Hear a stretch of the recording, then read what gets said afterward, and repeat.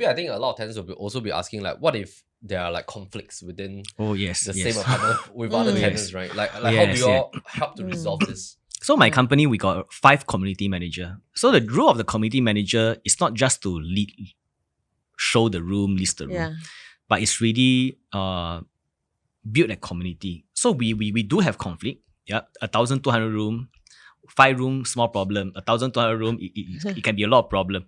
So first of all, the matching of the tenant is very critical. It's about preference. Okay. So a lot of conflict happen is because of preference, not because I don't like you. So example, today, if I'm a vegan, right, but if I got a tenant, I got a housemate that every day stir-fried beef, do pork lard, while you will sure go crazy. That's when conflict happen. So we always ask a few questions. Right. All these are done manually. So we ask the tenant, example Grace, we ask Grace, so Grace, we got a form for you to fill. So what's your hobby? Or do you like yoga? Okay. What's your preference? Are you a pet lover? But today, if you are so afraid of dogs, but today your housemate start bringing animals, so do you allow pets? Most of our assets are pet friendly.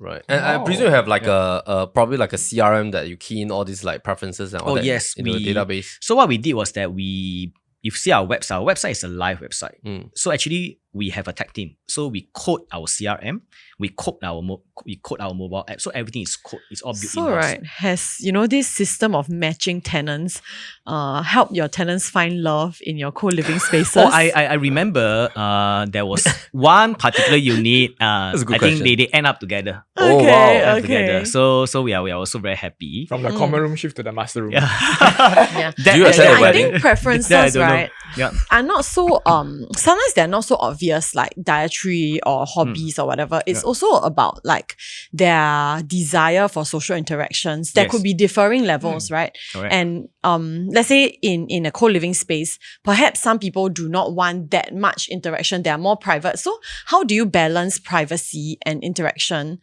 in co-living spaces? Because at the end of the day, it's still a home, right? You still want to go back and you still want to have that safe sanctuary where you can, rest at home. So how do you balance like communal activities? And I'm sure they're optional, but how do you manage encouraging communal activity with respecting private boundaries in a co-living space? Yeah, and adding on to that, like the communal living part, what if like somebody decides that, I cook already, but I don't want to wash up and things like that. Who do they go to? Like, do they solve it within themselves, or do they come to the community manager? And how do you resolve all these kind of conflicts? Okay, so first thing is conflict, right? So when we ask ourselves, so what is conflict? What is the reason why there's a conflict? I mean, Grace put out a good point. I want privacy. I don't mind mingling with y'all, but I still want my privacy.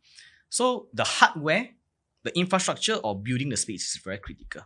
So our SOP is that all rooms need to have a study table.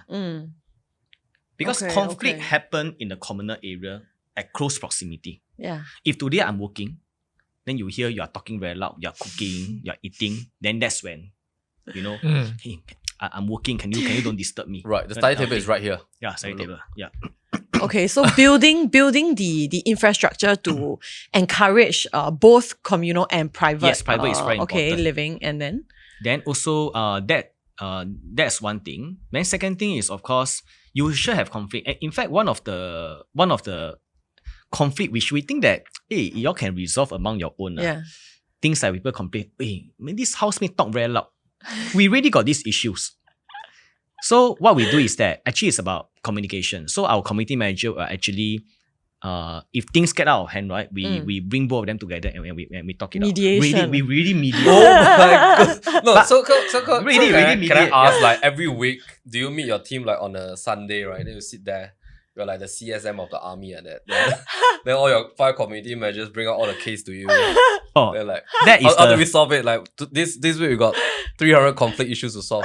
Like, how do you solve it? So that's the job of my GM. Okay. So my GM have got a once every Wednesday meeting. Oh my god, this is true. Okay. Yeah. So the Wednesday meeting is about sharing on the revenue. I say which room is vacant, how can we improve. Okay. Secondly, of course, is tenants complain, management. So they will solve it within their level until things cannot be resolved, then you escalate to my level. Right. So the good thing is that running the business for 3 over years, the conflict side can be resolved.